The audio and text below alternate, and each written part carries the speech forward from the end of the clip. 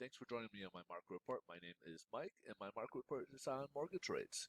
We like to get into giving you explanations of what's driving mortgage rates or impacting them on a daily basis, whether it comes from the economic calendar, whether it comes from the geopolitical items that might be out there, or headline news. And then sometimes even the sentiment in the markets change, whether if it's good news is now bad news. For somebody on the sidelines may not understand what's going on, and we try to give you that explanation as to what's give you the reason, what the why of what's happening out there, and hopefully give you the news that you're looking for, as well as if you're a consumer maybe looking to refinance or purchase, give you uh, the information that you need to make a good decision for yourself, whether to lock in or to hold off a little bit. So, without a little bit about myself, as I'm a loan officer, I do work with the national lender, so we do loans in all 50 states. Matter of fact, we just came out with a fantastic new medical physicians program where now it includes nurses. We allow nurses on there where we can do 100% financing up to $1 million. So if you guys got anything going, if you are a nurse or work in the medical fields and want to see if you guys would qualify for that, these are just for primary residences. Please reach out. We're here to help you guys out. But meanwhile, why don't we jump right into it? We'll start off with the economic calendar. We got a few items here on the calendar. Every Wednesday, we get the MBA mortgage activity report, mortgage loan activity report, and it kind of gives an idea as to from one week to the other if loans are up or down type of thing. So both, as you can see here, purchase and refinances are both down from last week. So we'll move over to the import price. Well, we'll skip import price. It doesn't have that much bearing on there, but I guess as you can see here, it did jump up a little bit last month in January, up 2%, which obviously would be inflationary data. So I guess in that regards, it could be have some importance. But the big one of the big ones we'll see this week is the retail sales. And back in December, we saw a drop. Actually, it was revised worse from 1.9% down to 2.5% downward in a downward, so it contracted in December there.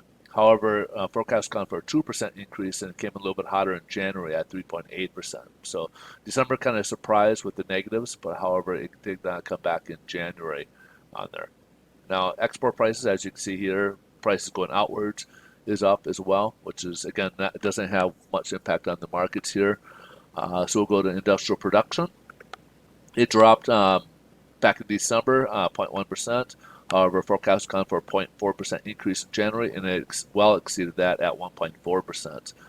And then we also got the NAHB Housing Market Index for the month of February. This is the confidence level for home builders, and as you can see here, we had an 83 back in last month in January. Forecast is supposed to be unchanged, and it did decrease a little bit. A lot of it has to do, of course, with the rise of interest rates. We've been seeing a bit of a spike over the past month. January it was a little bit better. However, in February it's been kind of we've been seeing again that spike hitting us again a bit more here, as you can see, as we'll touch on in a little bit here, including hitting 2% on the 10-year treasuries. Then we got business inventories. We had a revision to our November's number from 1.3 to 1.5%, and forecast kind of at 2.1%, and came in right at expectations. And last but not least, FOMC minutes were just released. We're coming in just after the release of the FOMC minutes. Markets were kind of preparing for it, and it was kind of a big thing. They're looking for clues because there's still some uncertainty out there for the type of rate hike that they might do or increment for the March. We got Fed members who are in favor of half a point, and we got Fed members who would rather do a quarter of a point, including today we had that announced by Philadelphia Fed member that he'd like to see a quarter point, and then from there move more methodically to further rate hikes going further. But he'd like to start off with a quarter point on there. So that's what they're looking for, but it didn't give us that information as to, it was pretty much everything that was announced at that FOMC meeting is pretty much what's there. So they didn't really get any new information from it. And the market at first was kind of bracing for the worst, and kind of not. And that was more affecting treasuries and mortgage-backed securities. They were more affected by it, and now you're starting to see some improvement, as we'll kind of touch on here in a second.